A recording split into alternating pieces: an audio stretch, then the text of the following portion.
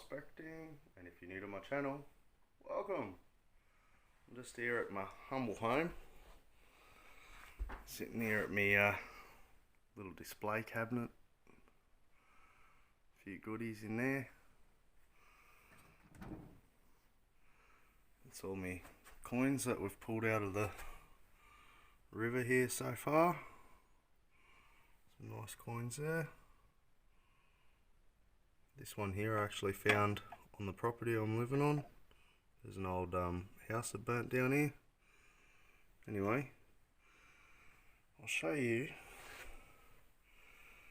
We've got some packages that have arrived in the mail. This one's from Grappy, Mick and Aaron. Thank you very much, guys. And this one's from DT Gold down in El Dorado. They got a good website, check them out. And same with Mick and Aaron, check them guys out. I've got a couple of other bags of paydirt that are still coming, so we'll wait for them until we can get on with the results. But I thought we might just open them together. So before I get on with opening these packages, I'll tell you, Grappy's Gold, Mick and Aaron, lovely people. Met Mick firsthand at the Metal Detecting World Championships, and if you ever want to sell your gold, they're the people to get onto. I'll just show you why I haven't been out prospecting and had many videos. Gone and done myself a bit of a mischief. I've broke my foot in 6 different places. Had an engine crane fall on my foot, crushed it, and I've had to get surgery, severed tendons, all the fun stuff, you know. So I'll just show you a little bit of gold, and I did want to show you this as well. This is a end of World War I medallion. It was given out to like school children and things like that in 1919. Absolutely love it. It's a shame about the condition, but if I was sitting in the river for 100 years, I don't think I'd look much better than that either. This here, this is a bit of trench art. This was actually carried around in the Second World War by my grandfather, and what he done, you can see on there the date. Let's see if I can get it a bit clearer. 1941. So he basically melted down some old shells and hammered them flat and made himself a knife and fork. I don't know where the forks disappeared to over the years. I remember seeing them both together as a kid, but we've still got the knife. That's a bit of a family heirloom. We've got the old harmonica here. I remember sitting there as a young bloke watching my grandfather play this one. So, yeah, that's a bit of a family heirloom too. Put him back up there. Anyway, moving on to here. Bit of really scared wood this. It's so scared that it's now petrified. Bit of copper ore, peacock ore, boulder opal, and we've got some fossils as well, some ammonites. This one here come from Alice Springs. I bought these two. These are dinosaur poo all along the front here, and these over in the corners are sea urchins, fossilised sea urchins. And this long tooth here is a plesiosaur tooth, so a swimming ocean dinosaur. Same with that one there. That's a plesiosaur tooth. A couple of ancient shark teeth. Only a couple of 100 million years old. And moving into this one, got me nuggies. Got Jamie's lovely sapphires that she won off Nikki Bailey. Thank you, Nikki.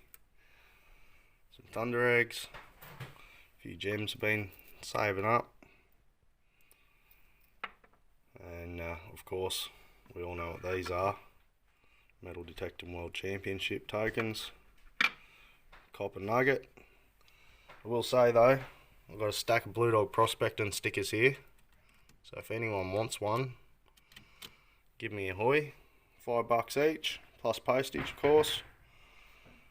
And of course all my gems. Anyway, we'll get into it and we'll open up these packages. Okay. So I'll try not to damage this one, because Grappy packages these pay dirt bags in a beautiful little satchel, which I don't want to damage at all. So peel that one open. I think I need a sharper knife. So we get the shopping at Kmart.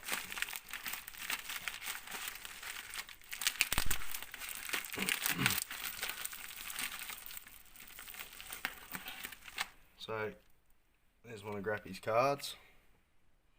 Grappy's gold. Okay, gold buyer, like no other. I'd have to agree. If there's one bloke you can trust to sell your gold to, it's Mick. Anyway, set that aside. What have we got in here? Oh, definitely packaged quite well. So these are the lovely little pay dirt bags that he sends them in. It's actually really nice. It is very nice, isn't it? So I'll put that one there aside for when the rest of the pay dirt arrives. Pan it out. Oh, look out. He's even sent me a stubby opener. Thanks, Mick. Top notch, bro. Chuck that rubbish behind me on the table. Set this up away from the kidlets. Now we'll move on to DT Gold.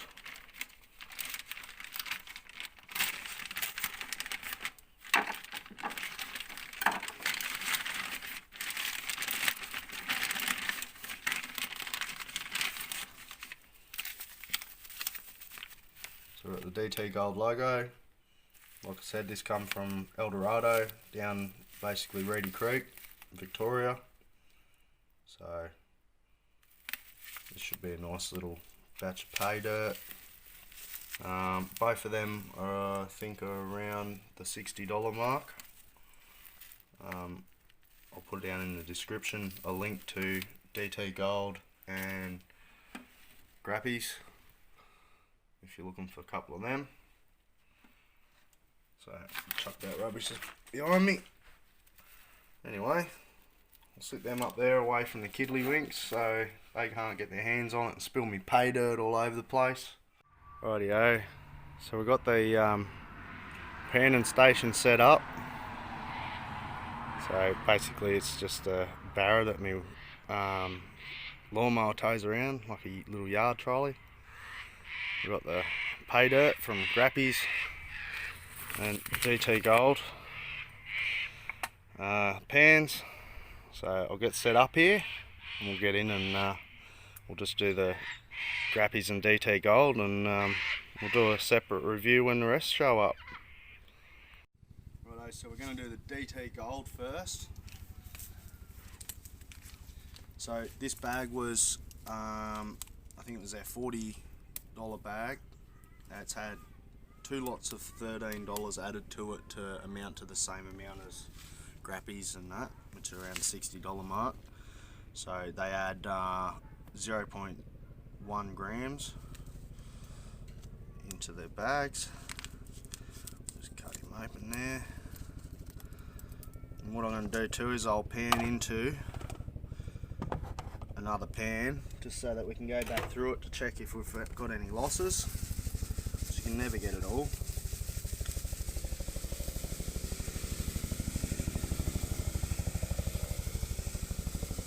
I can already see a bit of black sands in there.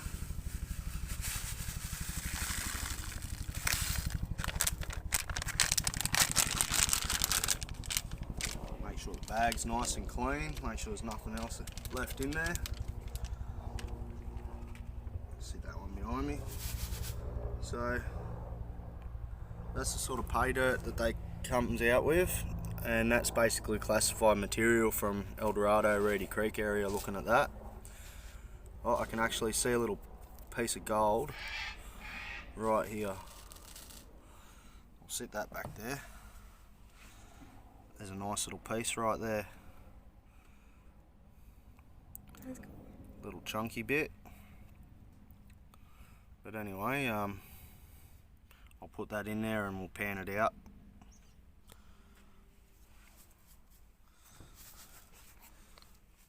So because it's dry material, what you're going to want to do is you want to get a lot of water in there. Get that material really wet. Give it a bit of a mix up with your fingers, because the last thing you want is dry material, because dry material, as you can see, will float.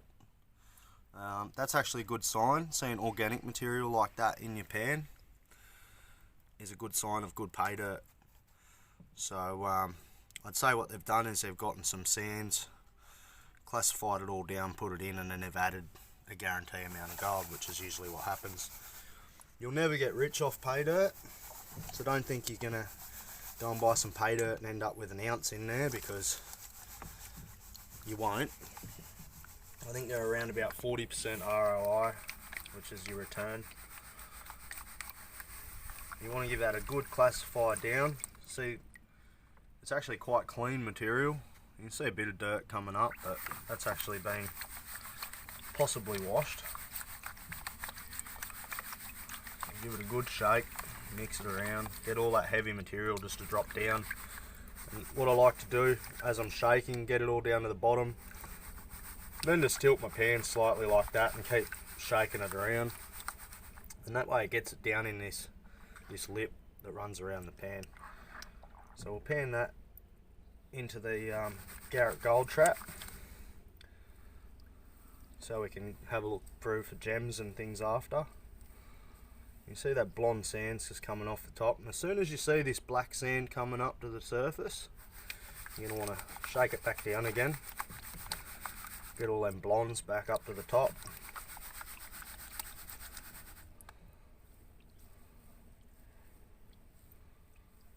I like to pan and keep my pan very fluent, which means down in the water. You see a lot of guys doing this. Yeah, it works as well, but you really rip that top layer off fast by doing it that way. And you know, we're at home, so there's no rush. We can take our time with it. It's not like at the creek where you're trying to move large, vast quantities of dirt all at once. So I like to keep my pan very fluent like that, and just like the waves on a beach rolling up and down.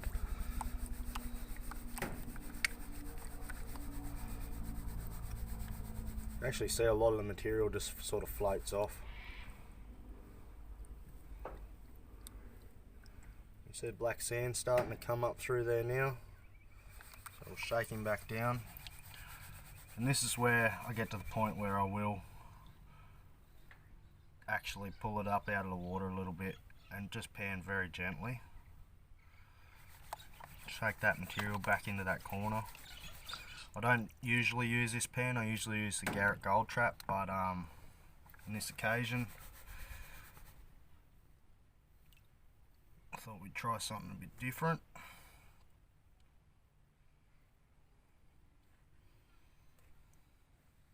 It's actually a little gem just there, I can see. A little bit of garnet. There's actually a lot of garnet and stuff comes out of Reedy Creek. So I'll hold that in my hand.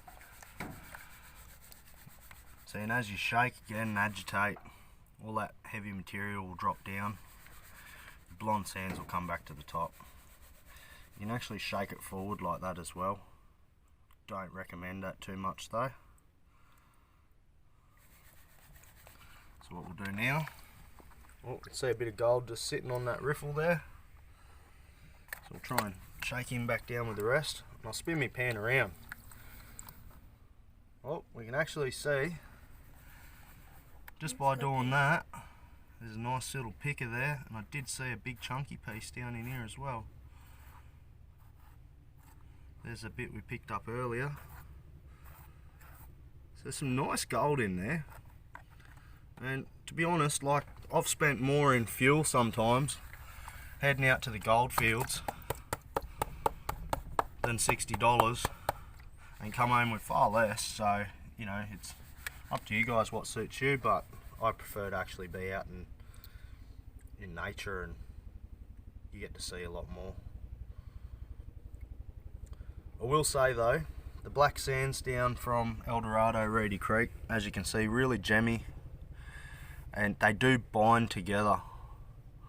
So them black sands are, they'll really hold together really well. So this is where you got to start to be a little bit more gentle on the process. And you can see them black sands are very hard to wash out. And a lot of people get to this point and they start really peeling it off quick to get down to that gold. You're far better off just to take your time, because that black sand will actually drag the gold out with it. It does retain it very well in the black sands itself. So, but I think that's enough now.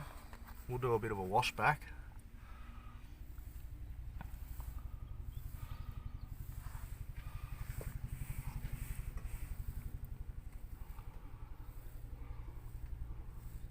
Let's go nice and gentle, because like I said, if you go too fast with this stuff from El Dorado Reedy Creek area, just shake that down a bit. And what we'll do, call this a shake back, shake up. So what I do is I'll shake that material I've swept back. I'll tip the pan back up like that gently, leaving this material dry in the top corner, and just shake it back down like that. And generally that'll just sink that gold back down into that corner. Then we can go again. I'm seeing a few little bits washing down, and it will take a while to clean this up. So don't expect to move too fast with it all, because otherwise you'll end up with this happening, a lot of gold washing down. And another thing too is, if you break that water surface tension, you'll get little floaters of gold like that coming up. You just plop them back down with your finger.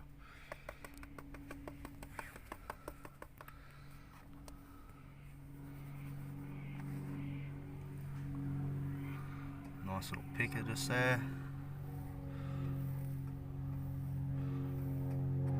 And you just see how easy that big piece, and that's a nice chunky piece, washed away.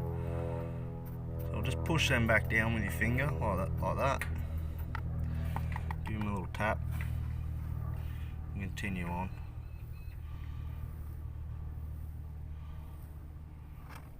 So what I'm doing is I'm just separating out what I've already panned, the gemmy sort of stuff. There may be a couple of specks in there, but I've seen maybe 2 or 3 little specks just fall in there, but very, very, very small. So you can already see a good colour of gold there. Nice show of gold. So I'll just roughly wash that back. Give him a tap. You can see there how the gold floats. So that is basically what happens when the water surface tension grabs hold of the gold, and it just it's that fine that it just ends up floating to the surface. But you know what, like this little picker here, or little nugget as I would call it, that's a beautiful little nugget. I'd be happy if I spent a whole day panning and just got that. Then you've got these nice little, they're quite chunky pieces here, and all your fines. Like that's pretty good, really. There's no complaints here, even for $60 odd. I'll put in the description below the video of what it actually each one bag fully costs, plus postage. I'll put a link in the description to DT Gold and Grappies, of course. But that's not bad. I've spent sometimes 3 hours driving, and all day panning, sometimes 2 or 3 days panning, and I haven't gotten that much. Like, that's not bad, really. So that's DT Gold's pay dirt. And what we'll do is, when I put this in a separate pan, we'll dry it all out. We'll put it on the scale so we can get an exact amount of how much actually came in that bag of pay dirt. So then we'll work out roughly on today's dollar, which is about $2,830 odd, roughly Australian. We'll work out how much gold in value in gold is in that pan. So it's quite hard to clean that up because it is all floating. I don't have the snuffer bottle down here today. So like I said, I'll put this aside and we'll move on to the Grappies pay dirt. So bear with me, I'll be back very soon. Righto, so we've done the panning. We're going to do a weigh up now. I'll get the scales. Hang on. Righto, so what we'll do, we'll get the gold from DT. Tip that in there.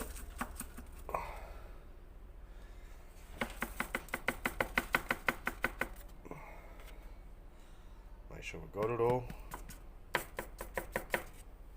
Righto. So we'll turn these on. Get one of these beautiful gold wrap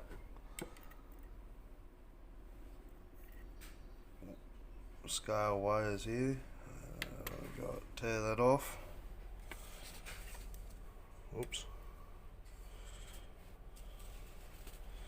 Be careful not to spill it.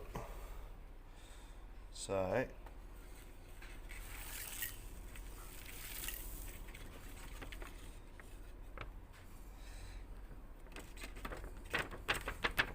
the GT Gold weighed half a gram.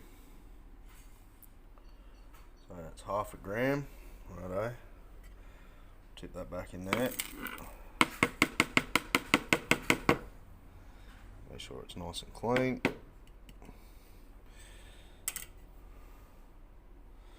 Righto. So that's the DT Gold pay dirt. If you like what you're seeing here today, give us a big thumbs up, hit the subscribe button, or drop a comment below. Cheers everyone.